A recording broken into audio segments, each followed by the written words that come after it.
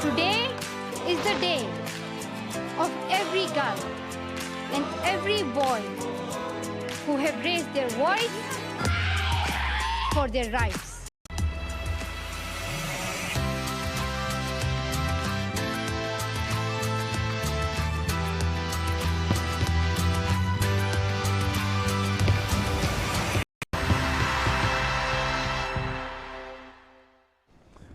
We say good morning.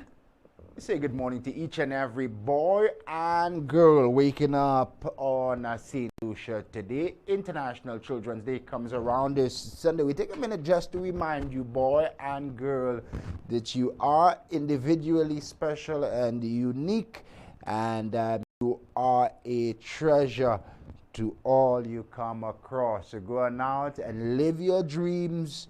Despite the challenges that you see around, you have a bright future ahead. Remain disciplined and focused and enjoy your time as a child. My next guest is already on the Flow video line, so I'll move right over to him. From the St. Lucia Red Cross, he was on with us just about a week and a half ago.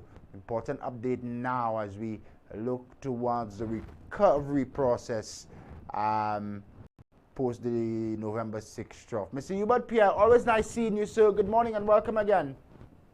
So a pleasant morning to you, Shannon. I hope everything is all right with you and it's good to be back home, and that we can continue what we have started with the people of Corinth, etc. Yeah, you now move into your recovery mode.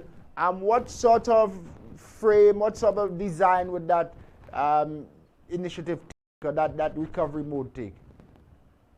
Well, what we are doing now is that we are seeking to get a DREF that is funding towards helping those persons, which is more or less, it's more or less here. And we figure out and we know for a fact that we cannot buy them refrigerators and whatever, but anything we could do to offset the spending. So at least for 3 months, we'll try to reach out to them to give them some subsistence feeding, and although, you know, that kind of bill they wouldn't have to worry about.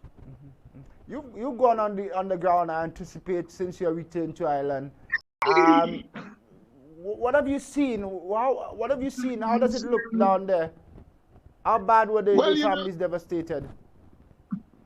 Well, looking around and you know, and taking, so you could see where the water max was, and you can clearly understand what had happened in this river, and a riverbed, I must say, because as I journeyed around and meandered through the houses and stuff, one looked and, you know, there is no real passage. The passage is not big enough for the water to get out.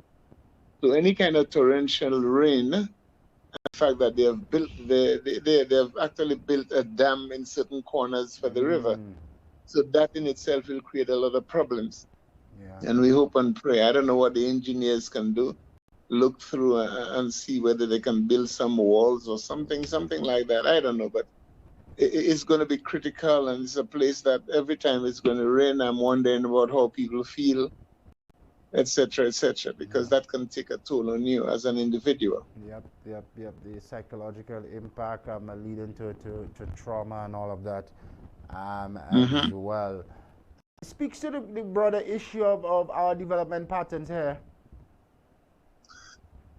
Well, brother, this is a long story. This is one that has, for the past 25 years, working in this matter, that has created challenges for us, you know, because sometimes you go in a specific area, you see somebody building a house, then you say, hey, don't do it.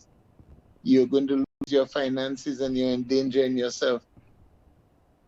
And you wonder if there is any planning here. And then the response they give you is like, the higher authority just said it's okay for one reason or another.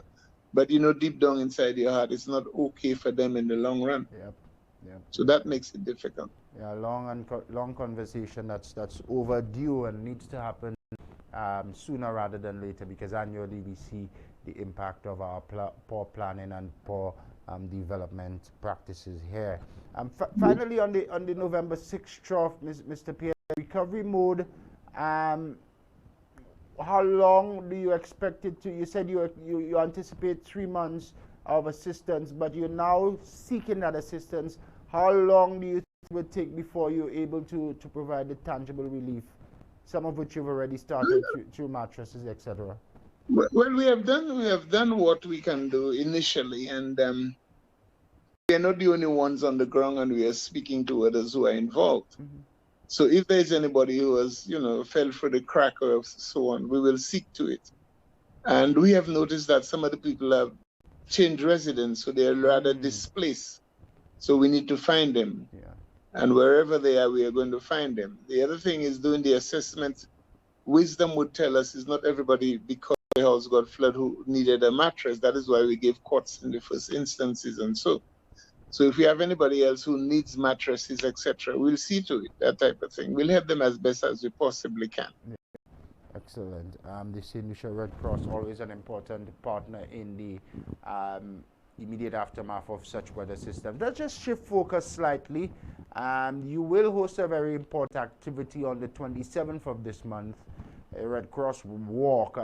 Talk to us about the aim and the intention here. Well, the intention here is to ensure that St. Lucians understand that exercising and good health, good fresh air, good walks is very, very good for the body. And we have organized this 7K walk with this in mind, that tell people you need to exercise, get something together. And we have done it before very successfully. We were unable to do it for the past 2 years because thanks to COVID. But as soon as you've gotten this opportunity, we are back again. And the race commences from the secondary school, that is Cassius Comprehensive Secondary School, and ends on the ramp.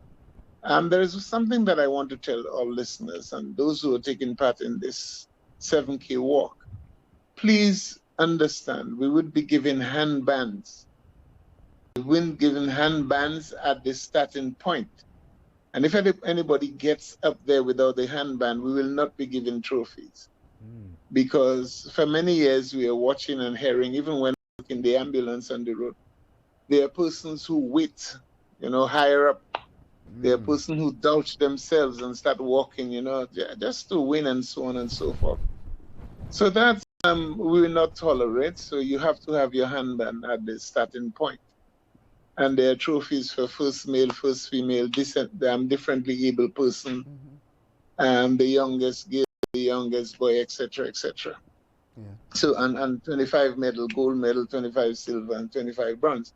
So we are trying to make people feel that they themselves have achieved and accomplished something, but it's really for their own good, for their health, and this is what we are after. Yeah, excellent. Given our high rates of diabetes and other NCDCs, such activities critical. Very much so.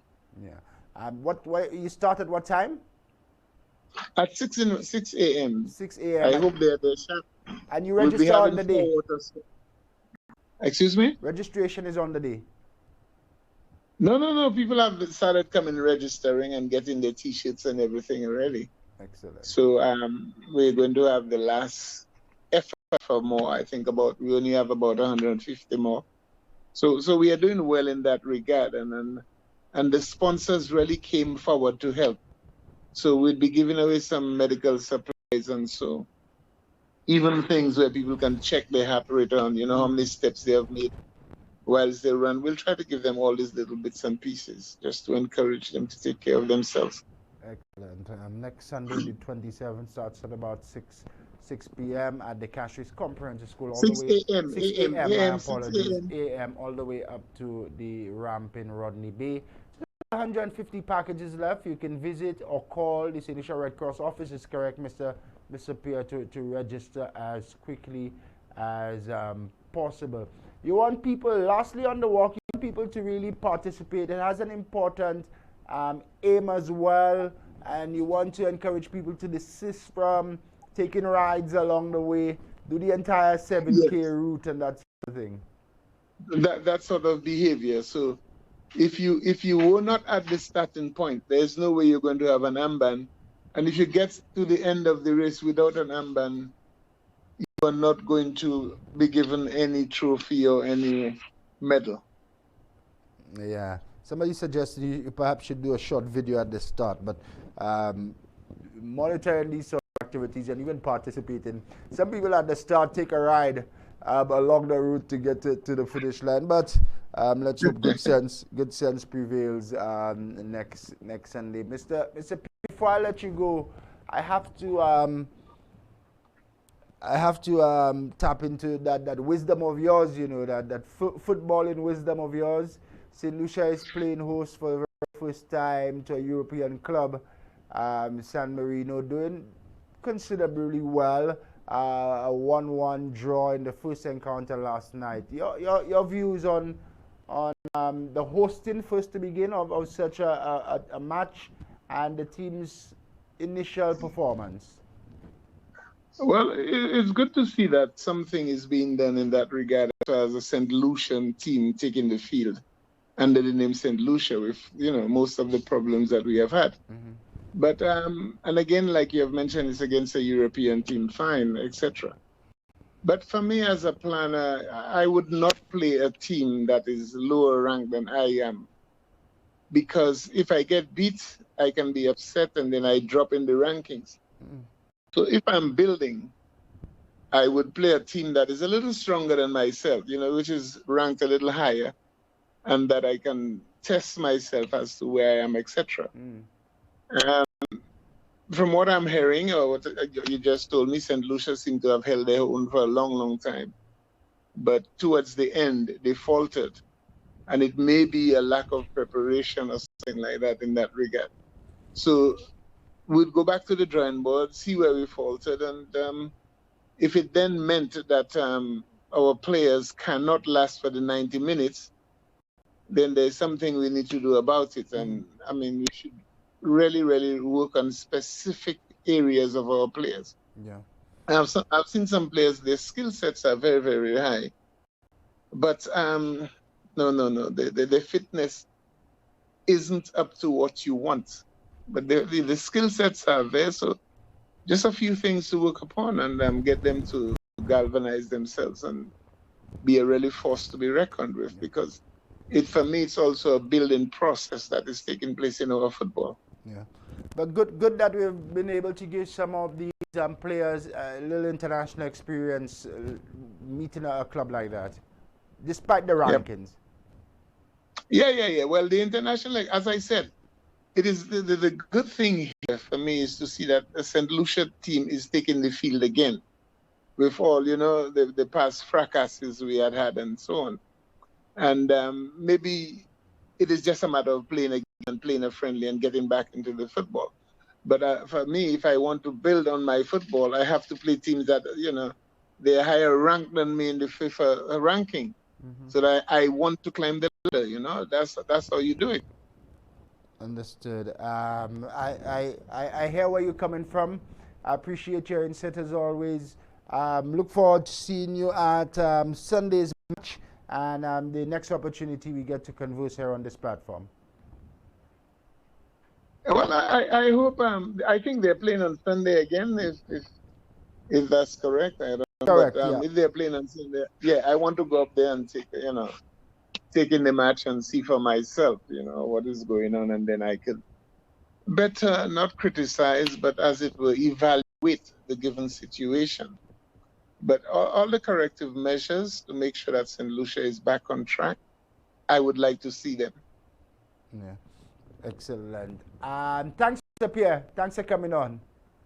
Yeah, you're welcome, and have a good day, and enjoy your show with your kids, yeah?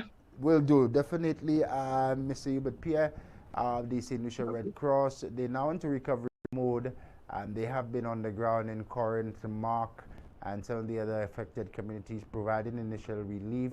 He's now coordinating support regionally for the recovery efforts, and he gave the assurance this morning that everyone who was affected, all families, they will be reached by the St. Lucia Red Cross. It's only a matter of time. The Red Cross also scheduled to host a health and a fun walk next week, Sunday, November the 27th, from the Comprehensive School all the way up to Rodney Bay. The route is about 7 kilometers long, and the Red Cross encourages persons to continue to register and participate in that activity. Finally, Mr. Pierre coming in. on the 1-1 draw between St. Lucia and San Marino in the very first of two encounters. The second one happens on Sunday. Be sure to come out with your whistles and your St. Lucia colors and support the national team in that international friendly, the second of which happens on Sunday. Stay with us, our time just about 2 minutes before the hour of 8 o'clock. We conclude on top of the hour of 9. My next guest comes in at about 8:15 this morning. We'll be back in just a moment.